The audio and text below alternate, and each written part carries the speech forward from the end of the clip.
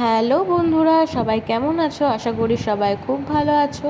অন্নপূর্ণা রান্নাঘরে তোমাদেরকে সকলকে জানাই স্বাগত। আজকে চলে এসেছি একটা নিরামিষ রান্নার রেসিপি নিয়ে। এর নাম হচ্ছে সোয়া কোপ্তা। এটি তোমাদের সাথে আজকে শেয়ার করব। অনেকেই আমার কাছে রিকোয়েস্ট করেছিলে আমি যেন তোমাদের সাথে নিরামিষ রান্নার কিছু রেসিপি শেয়ার করি, তাই আজকে এই রেসিপিটি। প্রথমে আমি সয়াবিনগুলোকে গরম জলে সেদ্ধ করে তারপর মিক্সিতে ভালো করে একটা পেস্ট বানিয়ে নেব। তারপর এখানে আমি ছোলার ডাল আগে থেকে ভিজিয়ে রেখেছিলাম। এই ছোলার ডাল আর একটু কাঁচা লঙ্কা মিক্সিতে দিয়ে একটা ভালো পেস্ট বানিয়ে নেব। এর মধ্যে আমি অল্প পরিমাণ মতো লবণ, অল্প পরিমাণ মতো হলুদ গুঁড়ো, অল্প পরিমাণ মতো ভাজা মশলার গুঁড়ো, এখানে কিন্তু সমস্ত রকম মশলা ভেজে গুঁড়ো করা রয়েছে। তারপর এর মধ্যে আমি কিছুটা হিং দিয়ে দেবো যাতে খুব সুন্দর একটা গন্ধ আসে।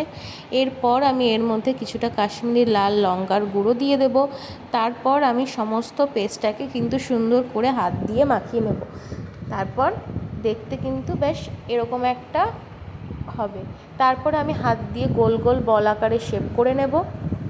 তারপর কড়াইতে কিছুটা সাদা তেল দিয়ে বড়াগুলোকে কিন্তু আমি সুন্দর লাল লাল করে ভেজে নেব। সবসময় মনে রাখবে যে কোনো কিছু ভাজার সময় গ্যাসটা কিন্তু মিডিয়াম ফ্লেমে রাখতে হবে, না হলে কিন্তু ওপরটা পুড়ে যাবে আর ভেতরটা কিন্তু একদম কাঁচা কাঁচা থাকবে।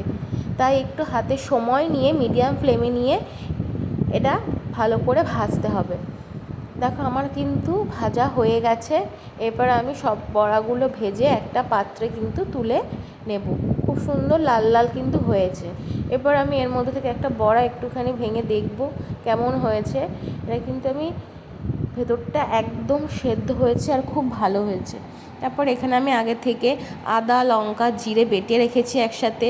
তারপর লবণ, চিনি, কাশ্মীরি লাল লঙ্কার গুঁড়ো, হলুদ সব দিয়ে একটু জল মিশিয়ে একটা খুব সুন্দর একটা পেস্ট বানিয়ে নেব। তারপর এখানে আমি কাজু বাদাম আর পোস্ত বেটে নিয়েছি। এখানে তেজপাতা, শুকনো লঙ্কা, এলাচ আর জিরে ফোড়নের জন্য রেডি করে নেব। এবার কড়াইতে সর্ষের তেল দিয়ে তারপর ফোড়নটা দিয়ে দেব। তারপর কিছুক্ষণ পরই এর মধ্যে আমি পেস্টটা ঢেলে দেব। তারপর হালকা হালকা করে একটু নাড়ব। যেই দেখবে তেলটা আলাদা হয়ে গেছে মশলার থেকে, তারপরই কিন্তু এর মধ্যে আগে থেকে সেদ্ধ করে রাখা আলুগুলো আমি দিয়ে দেব এবং হালকা হালকা করে মিশিয়ে নেব। বেশি জোরে কিন্তু নাড়া যাবে না, কারণ আলুগুলো কিন্তু আগে থেকেই সেদ্ধ করা। বেশি জোরে নাড়লে কিন্তু আলুগুলো ভেঙে যাবে। এর মধ্যে আমি কাজু বাদাম পোস্ত বাটাটা দিয়ে অল্প একটু জল দিয়ে ভালো করে মিশিয়ে নেব। দেখো পেস্টটা দেওয়ার পরে কিন্তু মশলা থেকে কি সুন্দর একটা রং ছাড়তে শুরু করেছে।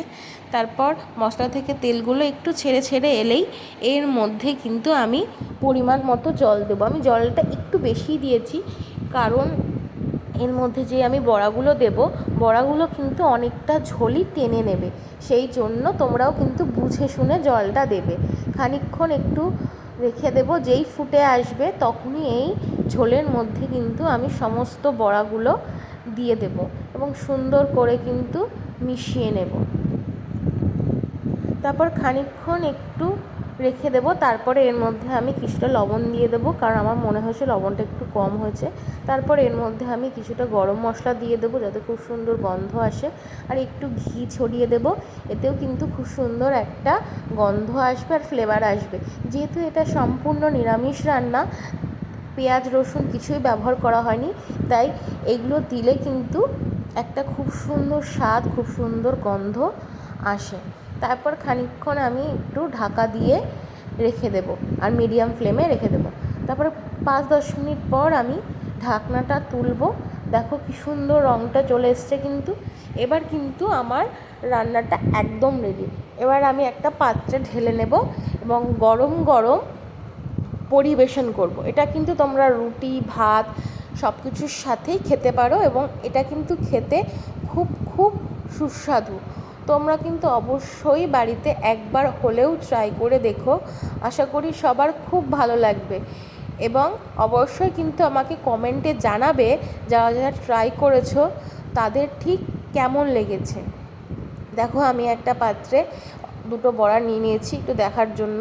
দেখো কতটা নরম হয়েছে, একদম কিন্তু নরম হয়ে গেছে এবং খেতে কিন্তু সত্যি খুব ভালো হয়েছে। ভিডিওটি পুরোটি দেখার জন্য তোমাদের সকলকে অনেক অনেক ধন্যবাদ। ভিডিওটি ভালো লাগলে লাইক, শেয়ার, সাবস্ক্রাইব করতে ভুলো না। ফেসবুক থেকে দেখলে পেজটি একটি ফলো, আর ইউটিউব থেকে দেখলে অবশ্যই কিন্তু সাবস্ক্রাইব করে দিও। ধন্যবাদ, টাটা, ভালো থেকো, সুস্থ থেকো।